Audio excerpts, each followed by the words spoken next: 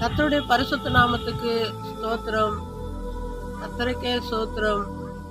இந்த நாளையில ஆண்டவர் எனக்கு செய்த எண்ணற்ற நன்மைகளை சொல்லும்படி கர்த்தர் கிருபை தந்ததுக்காக கர்த்தரை நான் ஸ்தோத்தரிக்கிறேன்.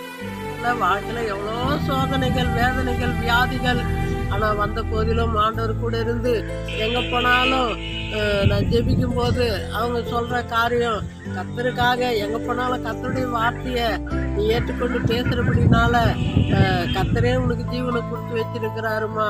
அவருடைய கரத்துல நான் ஒரு கருவியா இருந்தேன். எத்தனையோ அழிந்து போற ஆத்துமார்களுக்கு சத்தியம் சொன்ன நான் ரட்சிக்கப்பட்ட பின்ன ரட்சிக்கப்படாதவன்னு எனக்கு ஒண்ணுமே தெரியாது. உலகத்துல எப்படி வாழ போறணும்னு நினைச்சேன். ஆனா ஆண்டவரை தெரிஞ்ச பின்ன ஒவ்வொரு நாளும் அவர் செய்யற அற்புதங்கள், அதிசயங்களை உணரும் போது ஒவ்வொரு நாளும் நான் அழுவோம் ஆண்டு சமூகத்துல. ஐயோ, இவ்வளவு நாள் ஆண்டவர் இப்படி நன்மை செய்யறாரே, நமக்கு தெரியாது போச்சே அப்படின்னு சொல்லிட்டு நான் அழுவேன் ஒவ்வொரு நாளும். ஆண்டவர் இன்னைக்கு எனக்கு என்ன தேவை, இன்னைக்கு என்ன வேணும் அப்படின்னு கேட்கணும். எனக்கு யாரை வச்சாது ஆண்டவர் என் வாழ்க்கையில அற்புதம் செய்வாரு. ஆனா ஒவ்வொரு நாளும் கர்த்தர் எனக்குள்ள இருந்து என் கரம் பிடித்து ஆண்டவர் எனக்கு வழி நடத்தி வந்தாரு. அதுக்காக கர்த்தருக்கு ஸ்தோத்திரம். அவர் எனக்கு கொடுத்த வாக்குத்தத்தம், நான் உன்னை விட்டு விலகுவதும் இல்லை, உன்னை கைவிடுவதும் இல்லை என்று சொன்னார்.